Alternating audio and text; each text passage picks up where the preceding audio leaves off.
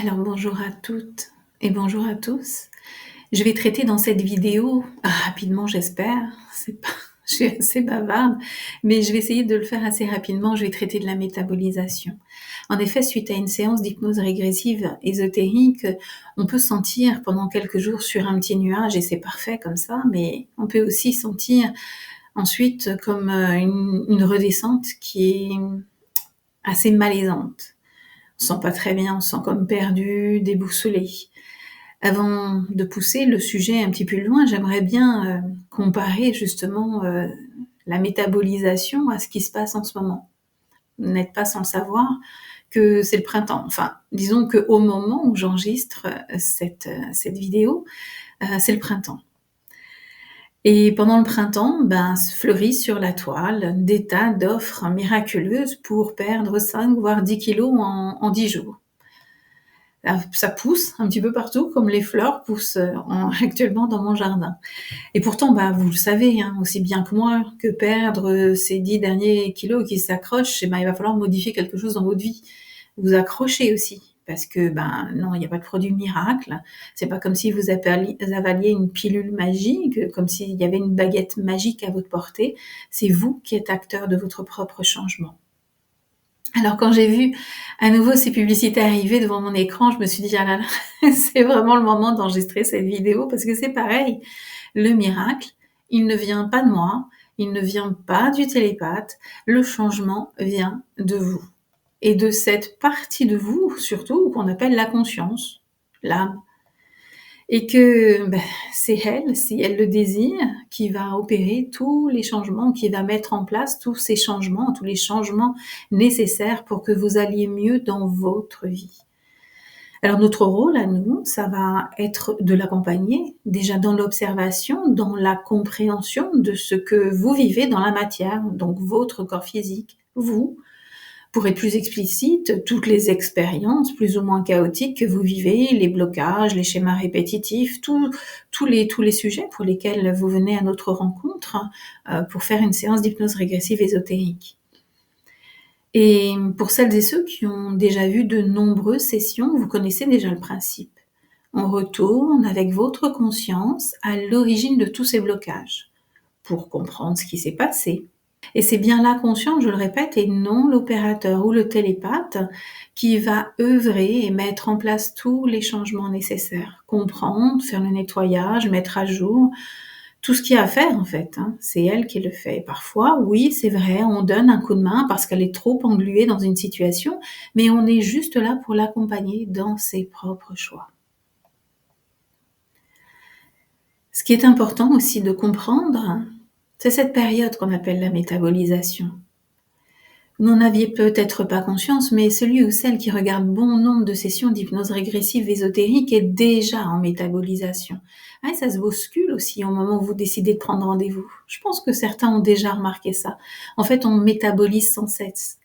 Et suite à une session, on me demande souvent combien de temps ça va prendre pour ne plus souffrir, pour retrouver confiance en la vie, pour retrouver un nouvel emploi, un nouvel amoureux. En fait, pour tout simplement retrouver la liberté d'être. Et je comprends à quel point ça puisse être important parfois. Mais j'aimerais, comme les vendeurs de pilules miraculeuses, vous assurer que le mois prochain, vous irez mieux. Ça, vraiment, j'adorerais vous dire ça.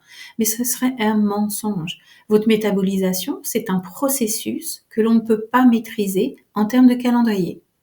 Et pour certains, effectivement, ce sera très rapide, surtout chez les enfants. Et pour d'autres, beaucoup plus long. Et oui, parfois, ça demande du temps et l'effet baguette magique ne fonctionne que très, très rarement. Certains d'entre vous, d'ailleurs, nous recontactent 3 à 4 mois suivant leur session et puis je les remercie pour cela parce qu'il y a de belles avancées. Et puis d'autres aussi, et je les remercie aussi pour me faire part justement de leur évolution, et me dire que, parfois c'est un peu trop long, qu'ils ont vécu encore des mouvements énergétiques pas très agréables, des émotions qui ne se leur plaisent pas et surtout qu'ils ont peur d'être à nouveau interférés et ont besoin d'une nouvelle session. Toute la team Griphasine l'explique régulièrement en long et en large. Cette forme d'hypnose est comme un one-shot. Elle correspond comme à une mise à jour de disque dur interne, d'une mise à jour d'un programme, voire de tous les programmes qui ont été placés dans votre espace. Et pour continuer, sur l'image de l'ordinateur, ça change des pilules magiques, hein, eh bien cette mise à jour, elle est importante, car votre conscience, tel un antivirus, va aller chercher, supprimer, modifier tout fichier corrompu. Elle va vider la corbeille, elle va mettre en route son propre programme de nettoyage, et même créer d'autres programmes, et que sais-je encore, enfin, elle fait son job. Et ça peut, comme je vous disais, parfois prendre du temps. Alors, quel est votre rôle pendant ce temps-là? Ça, c'est intéressant parce que votre rôle à vous, ça va être de rester le plus stable possible au niveau des émotions et surtout de vous faire confiance. D'être accompagné parfois par un thérapeute pour augmenter cet amour de soi, cette confiance en soi, de vivre et de laisser faire. Alors oui, ça peut être compliqué parce que nous vivons dans une période où tout doit aller très très vite. La preuve, on est avec les réseaux sociaux ou encore avec la zapette, la télécommande de la télé. Nous sommes à présent comme programmés pour que tout aille vite. Alors si ça ne va pas assez vite, le doute s'installe. Le manque de confiance en vos capacités à rester libre augmente.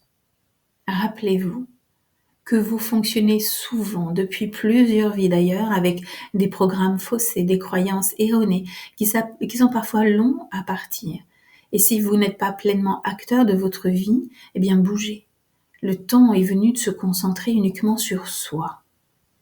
Ouais.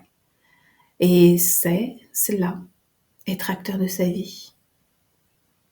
C'est cela, reprendre son propre pouvoir.